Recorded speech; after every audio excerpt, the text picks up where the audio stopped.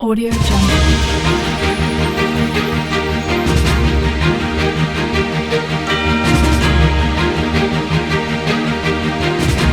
Audio Jungle. कोई planning के साथ काम तो झूठ के अलावा कुछ नहीं लगता इन्हें। इस रोड से पूरे परेशान हो चुके हैं। इनका काम है झूठ कमाना, पैसे कमाना। और इस रोड के ऊपर 3 मंदिर हैं, दुर्गा मंदिर, गंगापुरी मंदिर और शिव मंदिर। ये पाड़ने का हक जब था पहले बनाते चालू तो करते, डेट तो डालते। 4 बंदर डेली गिरते ही गिरते हैं और उनको चोटें भी लगती हैं। एक पाड़ते ही जाते हैं, रोड जाम ही करते जाते हैं। और क्या करते हैं ये? हमने पूरे दिल से इनको भाजपा को वोट दिए हैं, लेकिन जिस दिल से हमने वोट दिए हैं उस दिल से हमारा कोई काम नहीं हो। सनौली रोड के गंगापुरी रोड पर हैं। गंगापुरी का मंदिर है बाबा जी का, और आखिर में शिव मंदिर है। ये है पानीपत का गंगापुरी रोड। हमने इस रोड का पूरा वीडियो बनाया है, आपको दिखाएंगे भी। इन लोगों से बात करेंगे जो इस गंगापुरी रोड पे काम कर रहे हैं, दुकानदार हैं, कि पानीपत में गंगापुरी रोड पे आपकी दुकान है, कैसी चल रही है? दुकान तो देखो ठीक चल रही है जी, लेकिन हम इस रोड से पूरे परेशान हो चुके हैं। इतने परेशान है जी, यहाँ से आना जाना मुश्किल हो गया है, ना ग्राहकों की आवाजाही है। आते हैं तो ग्राहक बहुत परेशान हो गए आते हैं जी। और इस रोड के ऊपर 3 मंदिर हैं, दुर्गा मंदिर, गंगापुरी मंदिर और शिव मंदिर। और तीनों मंदिर जो संगत आती है, संगत को इतनी परेशानी उठानी पड़ती है कि लोग हमारे को आगे बोलते हैं, सरदार जी क्या बात, यहाँ इस रोड का सुधार होएगा या नहीं होएगा। कब से दिक्कत आ रही है? ये दिक्कत वैसे देखो ये काफ़ी टाइम से आ रही है, लेकिन ये आज 2 महीने हो गए हैं। हमारे को इतनी परेशानी हो गई है, सारे सीवर लीकेज हो रहे हैं। और हर सीवर में इतना पानी लीकेज हो रहा है कि लोगों कई 2-4 बंदर डेली गिरते ही गिरते हैं और उनको चोटें भी लगती हैं। भाजपा की सरकार है, 2 टर्म में हो गए, आपको लगता है कि कुछ कमी है जो पूरी करनी चाहिए?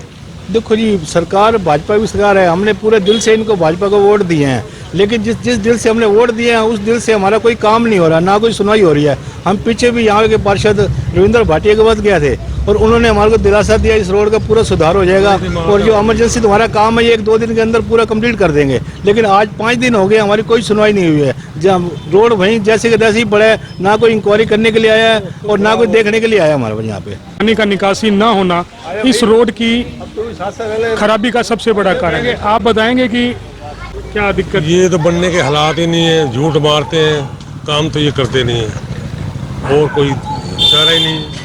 आपको बिल्कुल विश्वास है, मतलब कोई नहीं, विश्वास? इनके ऊपर कोई विश्वास नहीं है। झूठ के अलावा इनके पल्ले कुछ नहीं है, सिर्फ दवाई देते हैं, बना रहे हैं, आ रहे हैं, जा रहे हैं, बस फाड़ के चले गए। ये इनका धंधा बना हुआ, पैसे कमाने का धंधा है। पहली दफा ये आए हैं सीट पे, शौकार तो बनना ही है पूरा। पब्लिक की खाल उतारनी है इन्होंने, क्या करेंगे ये? तो आपको लगता है कि कोई काम होने वाला है? जी नहीं, इनकी उम्मीद ही नहीं है। इनका काम उजाड़ने का है, बनाने आपको का। लगता है कि कोई प्लानिंग के साथ काम? तो झूठ के अलावा कुछ नहीं लगता इनका। इनका काम है झूठ कमाना, पैसे कमाना। ये पाड़ने का हक जब था पहले बनाते चालू तो करते, डेट तो डालते। एक पाड़ते ही जाते हैं, रोड जाम ही करते जाते हैं। और क्या करते हैं? लोगों की तकलीफें सुनी जा रही हैं। इस मामले में हम यहाँ के जो पार्षद हैं उनसे भी बात करेंगे और लोगों की तकलीफों को उन तक ले जाकर सीधी बात करके हम सीधे सवाल करेंगे कि कब तक इन तकलीफों से निजात मिलेगी। मेरे साथ हैं वार्ड 10 के पार्षद रविंद्र भाटिया जी। जो इनका वार्ड है उसकी खासियत है, एक मॉडल टाउन के बाद सबसे पॉश वार्ड इनका ही माना जाता है। लोगों की समस्याओं को पार्षद तक पहुंचाने के लिए हमने ये प्रोग्राम शुरू किया था। इसी को लेकर हम वार्ड 10 के पार्षद रविंद्र भाटिया जी के पास पहुंचे हैं। हम जानेंगे वार्ड 10 को लेकर इनकी क्या आगे की सोच है, क्या काम चल रहे हैं, कितने टेंडर पास हो चुके हैं, कितने टेंडर लगे हुए हैं। आपका वार्ड मॉडल टाउन के बाद सबसे पॉश एरिया माना जाता है। सबसे पहले तो आप ये बताइए कि आप अपने वार्ड को लेकर क्या सोचते हैं, क्या रणनीति है? ये जो हमारा वार्ड नंबर 10 है, ये पूरे पानीपत नगर में एक अलग अलग किस्म का वार्ड है। नगर निगम भी काम करता है, हुड्डा डिपार्टमेंट भी काम करता है और हमारे वार्ड के अंदर मार्केटिंग कमेटी भी काम करती है। पहले क्योंकि यहाँ पर सब्जी मंडी थी जो अब शिफ्ट हो चुकी है, लेकिन मार्केटिंग कमेटी की जो रेजिडेंशियल कॉलोनी है वो भी हमारे वार्ड में है। तो समन्वय बना के सभी विभागों के साथ चलना पड़ता है, तभी वार्ड विकास की दिशा में आगे बढ़ रहा है। इस हिसाब से तो आपका वार्ड सबसे नंबर 1 होना चाहिए, क्योंकि 3 विभाग उसमें अपना फंड लगा रहे हैं, अपनी सहयोग आपको दे रहे हैं। ऐसा है, जो हुड्डा विभाग है उनके जो सेक्टर आते हैं उसके अंदर वाटर सप्लाई और सीवरेज का काम हुड्डा विभाग देख रहा है।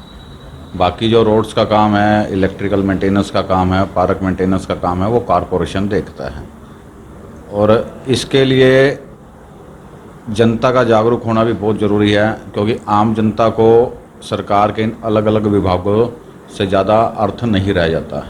वो तो केवल ये जानती है हमारे क्षेत्र का विकास होना चाहिए, लेकिन जो प्रतिनिधि उनकी आवाज़ अलग अलग विभागों में उठाता है उसको ये जानकारी रहती है कौन से विभाग से किस समय क्या काम करवाना है, जिससे जनता का ज़्यादा से ज़्यादा भला और जनता का जीवन स्तर ऊंचा उठ सके। तो आपको क्या लगता है कि ये 3 विभागों से काम करवाना मुश्किल है या आसान? जनता के सबसे ज़्यादा कांटेक्ट में अगर कोई राजनीतिक व्यक्ति रहता है तो वो पार्षद होता है।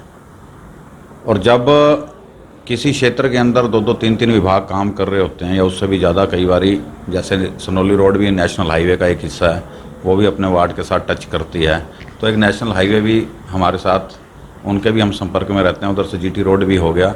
तो ये अलग अलग विभागों के साथ काम करने में थोड़ी सी परेशानी तो आती है। परेशानी आती है, लेकिन आप उससे पार पा लेते हैं। बिल्कुल। चूंकि आप बीजेपी के नेता भी हैं, पार्षद भी हैं, तो आपके काम थोड़े आसान हो जाते होंगे, आपको लगता है? ऐसा है, हमारी सरकार और हमारे हरियाणा प्रदेश के माननीय मुख्यमंत्री जी सबका साथ सबका विकास उसकी नीतियों को लेकर चल रहे हैं। हरियाणा एक, हरियाणवी एक की मूल विचारधारा के ऊपर उनका पूरा फोकस है, और उस आधार पर सभी के सभी विभागों से जितना हमें कार्य लेना होता है उतना कार्य ले भी रहे हैं। और कई बार किसी न किसी डिपार्टमेंट की भी कोई ना कोई दिक्कत होती है, और उनकी भी दिक्कत हम अपने बड़े नेताओं, चाहे हमारे माननीय विधायक प्रमोद विज जी हों, सांसद आदरणीय संजय भाटिया जी हों, यहाँ तक कि माननीय मुख्यमंत्री जी और हमारे जितने भी कैबिनेट मंत्री हैं, उन तक भी कोई बात पहुँचानी हो तो हम वो पहुँचाते हैं, ताकि उस कारण से वार्ड का विकास प्रभावित ना हो। और वार्ड का विकास जितनी जल्दी हो सके उतनी जल्दी होना भी चाहिए। लगातार इस प्रयास के अंदर हमारे सभी के सभी नेतागण भी लगे हुए हैं। जो आप कहते थे कि जब हम आएंगे, हमारी सरकार आएगी, तो हम प्लानिंग के साथ काम करेंगे, वो प्लानिंग के साथ काम हो रहा है? बिल्कुल। जितने हमारे नेतागण हैं वो बिल्कुल साफ नियत से प्लानिंग बना के, शहर के विकास की फुल प्रूफ प्लानिंग बना के ही कार्य कर रहे हैं। अभी आपने वार्ड का हमारे दौरा किया भी होगा। 1982 से सेक्टर 11 बसा हुआ है। 1982 के बाद लगभग 40 वर्षों में सेक्टर की आबादी बहुत बढ़ गई, परंतु सीवरेज की निकासी जो एक बहुत बड़ी समस्या हमारे वार्ड सेक्टर 11 में हो रही थी, उसके लिए कभी किसी ने निदान नहीं सोचा। हमने जब मेन रोड का प्रोजेक्ट यहाँ पर बनाया, भाई एक हाईवे से लेके जो दूसरा हाईवे है, यानी कि जीटी रोड से सनौली रोड, जो मुख्य मार्ग हमारे वार्ड में से होके जाता है, उसको आरसीसी का किया जाए, तो जहाँ पर सेक्टर 11 के अंदर हमें सीवरेज की दिक्कत थी, वो सड़क बनवाने से पहले वहाँ पर इस समय सीवरेज का काम जारी है। जो आगे का रोड है वो काफ़ी अच्छा बना हुआ है, सीसी का रोड बना हुआ है, वहाँ पे गंदगी भी कम नज़र आती है। लेकिन बाकी जो उस आपका जो संजय चौक से जो पूरा अंदर का एरिया है, कॉलोनी है, ना तो नालियाँ साफ हैं, ना गंद उठ रहा है, जो नाले हैं वो जाम हैं। अब तो मुझे आप ही की सरकार में सुअर नज़र नहीं आते थे, लेकिन अब तो वो शुभी नज़र आने लगे। ऐसा जो सुअर पालक हैं वो भी इसी समाज का एक हिस्सा हैं। हमने उनसे भी रिक्वेस्ट किया अपने सुअर को अपने घर पर ही रखें और इधर उधर सड़कों पर ना भेजें। समाज की भी कहीं ना कहीं जिम्मेवारी होती है कि वो अपने वार्ड को, अपने नगर को साफ रखे और उसके अंदर पूरा भरपूर योगदान दे। वो भरपूर योगदान अगर सभी लोग देंगे तो ऐसी समस्या ही नहीं। उस पद पे बैठा हूँ, अगर मैं वो जिम्मेवारी नहीं निभा रहा तो एक जनप्रतिनिधि के नाते क्या आपको उस अधिकारी को उस काम के लिए दबाव नहीं बनाना चाहिए? जनप्रतिनिधि अधिकारियों के पास लगातार उस काम के लिए सिफारिश भी करते हैं और उन कामों को करवाने का प्रयास भी करते हैं। ये जितने भी अधिकारी कर्मचारी हैं वो भी इसी समाज से आए हुए हैं, समाज के किसी विदेश से या किसी अन्य देश से यहाँ पर नहीं आए हुए। आप तो ये कहना चाह रहे हैं कि मतलब कर्मचारी अगर काम नहीं कर रहा तो कोई ना कोई उसकी सिफारिश कर देता है जिसकी वजह से वो समाज का ही व्यक्ति है? मैं ये नहीं कहना चाह रहा, मैं ये कहना चाह रहा हूँ कि समाज के हम जितने भी लोग हैं सबका नैतिक दायित्व वो बनता है कि अपने अपने कर्तव्य को पूरा करें। अगर कोई कर्तव्य को पूरा नहीं करता तो जब भी शिकायत आती है तो उनके खिलाफ कड़ी से कड़ी कार्रवाई होती भी है। गंगापुरी रोड चलने के लिए जगह नहीं है, जानवर कूड़ा सड़क के ऊपर है, मतलब लंबे चौड़े नाले बना दिए गए हैं, वो पानी वहीं का वहीं खड़ा है। क्यों? गंगापुरी रोड पर दोनों तरफ नाला नहीं बना, अभी एक तरफ नाला बना है। जो पानी गंगापुरी रोड पर आज खड़ा है, गंगापुरी रोड के ऊपर कोई 3 दशक पहले या 4 दशक पहले कोई सीवरेज लाइन डली होगी, जो आज उस सड़क से 10 फीट नीची है। सनोली रोड पे जो YAP का सीवरेज चल रहा है, उसमें कोई दिक्कत आने के कारण बारिशों में वहाँ से पानी ओवरफ्लो हो चुका है। आप यमुना एक्शन की प्लान की बात कर रहे हैं? हाँ, YAP की जो वो पानी जो बाहर निकल रहा है, तो उसके लिए कोई प्लान है आपके पास? बिल्कुल। अभी कुछ दिन पहले ही नगर निगम के कमिश्नर साहब ने सभी एक्शियंस को पावर डेलीगेट्स की हैं, तो 1 या 2 दिन के अंदर गंगापुरी रोड पे जो इस समय पानी बाहर आ रहा है, उसकी वो नगर निगम व्यवस्था करने जा रहा है। क्योंकि वो लाइन चूँकि बहुत नीचे हो चुकी है, उससे ऊपर की लाइन के लिए भी हमारा टेंडर लगा हुआ है और वो वर्क अलॉट हो चुका है, परंतु वो कार्य अभी इसीलिए नहीं शुरू करवाया जा रहा क्योंकि होटल महाराजा से लेकर एंजल प्राइम माल तक भी हमारी सीवरेज लाइन डर रही है। वहाँ पर भी इस समय रास्ता बाधित है। अगर हम अपने वार्ड की दूसरी रोड भी रास्ता हमने बाधित कर ली तो जनता को अपने घर में आने जाने के लिए बहुत दिक्कतों का सामना करना पड़ेगा। जैसे ही वो काम कंप्लीट होगा, उसके बाद गंगापुरी रोड का कार्य शुरू हो जाएगा। नाला जो है बना और जाम हो गया, सिल्ट भर गई है उसमें, आपको क्या लगता है कि किस तरह से नाला बनाया गया गंगापुरी रोड का? गंगापुरी रोड पे अभी एक साइड नाला बना है। एक साइड की ही नाले की बात कर रहा हूँ, वो भी जाम है। गंगापुरी रोड का जो एक साइड का नाला बना है उसमें तो दिक्कत नहीं है, लेकिन जो दूसरी तरफ का नाला अभी नहीं बना, वहाँ पर जरूर दिक्कत है। शिव मंदिर के पास से पानी आगे जा ही नहीं रहा, सड़क पे आता है। बिल्कुल। क्यों आ रहा है फिर वो, अगर नाला चालू है? मैं बता रहा हूँ, जो शिव मंदिर पे पानी आ रहा है ना, आप वहाँ पर गौर से देखेंगे तो जो मैं कह रहा हूँ, वहाँ की सीवरेज लाइन जो तो लगभग 3 या 4 दशक पहले कभी डली होगी, वहाँ से वो पानी बाहर आ रहा है क्योंकि YAP की लाइन में कोई दिक्कत आ गई थी। आपके घर के बाहर जो बिल्कुल निकलते ही वहाँ भी साफ सफाई दी है, कूड़ा भरा हुआ है, गंद पड़ा हुआ है, सिल्ट भी पड़ी हुई है। वो सब्जी मंडी, वहाँ पर एक अस्थायी सब्जी मंडी बनी हुई है और उस जगह के ऊपर हमारा शॉपिंग कॉम्प्लेक्स का और रैन बसेरे का उसका वर्क अलॉट हो चुका है। और ये अस्थायी जो सब्जी मंडी है, ये किले के नीचे पहुंचाने की योजना है। जैसे ही वो सब्जी मंडी वहाँ से चली जाएगी तो ये गंदगी भी साफ़ हो जाएगी। मेरे बनने से पहले जब नई सब्जी मंडी यहाँ पर थी तो चारों तरफ इस एरिया के अंदर जिन दिनों बारिशें होती थी, यहाँ पर सड़े हुए टमाटर, बैंगन, मूली सब घूमती फिरती आपको नज़र आती थी। लेकिन आज अगर हम पहले की तुलना में आज देखें तो आज ये जो अस्थायी सब्जी मंडी यहाँ पर बनी हुई है, उस कारण 10% प्रॉब्लम रह गई। 90% प्रॉब्लम ये सब्जी मंडी शिफ्ट होने से हो चुकी है। जिस दिन ये सब्जी मंडी शिफ्ट हो जाएगी तो ये प्रॉब्लम जो आप बता रहे हैं जो इस समय है, ये भी दूर हो जाएगी। साईं बाबा चौक से आगे पीछे की वाली साइड में भी जाओ तो वहाँ भी पानी खड़ा हुआ है, हुड्डा के अंदर। जी हाँ, हाउसिंग बोर्ड कॉलोनी के अंदर जो पानी की समस्या है, उसके लिए सेक्टर 11-12, हुड्डा और हाउसिंग बोर्ड, यहाँ पर वॉल टू वॉल सड़कें पहले बना दी गई। कभी वॉल टू वॉल सड़कें बनाते हुए उस समय लोगों ने ये ध्यान नहीं रखा कि बरसात के पानी की निकासी कहाँ पर होगी, लेकिन ये समस्या हमारे ध्यान में है और इसके समस्या को दूर करने के लिए हमने पूरे सेक्टर 11-12 हुड्डा हाउसिंग बोर्ड के साथ साथ इस शहर का प्रोजेक्ट बनाकर माननीय प्रमोद जी के माध्यम से, विधायक जी के माध्यम से मुख्यमंत्री जी के पास भेजा हुआ है। मुख्यमंत्री जी के वहाँ से उसकी अप्रूवल आ चुकी है, परंतु उसके फंड के जुटाने का कार्य नगर निगम ने करना है। जैसे ही वो फंड जुटेगा वो कार्य भी हो जाएगा। अपने प्रयासों से, आपके निजी, अपने वार्ड के लिए सबसे ज़्यादा फंड आपने रेज किया है वार्ड के लिए, विकास के लिए, कितना एक फंड आपने कुछ बता पाएंगे? ऐसा जी बहुत सारे कार्य वार्ड के अंदर चल रहे हैं, तो अलग अलग अमाउंट अलग अलग कार्यों के लिए आता है। अभी लगातार कार्य चल रहे हैं हमारे यहाँ पर। जो सब्जी मंडी का, जहाँ पर सब्जी मंडी लगती थी, वहाँ पर भी अब इंटरनेशनल इंडोर स्टेडियम बनाने की योजना है, जिसको माननीय मुख्यमंत्री जी से भी मंजूरी मिल चुकी है। माननीय विधायक प्रमोद जी, हमारे माननीय सांसद आदरणीय संजय भाटिया जी भी उस कार्य के लिए लगे हुए हैं।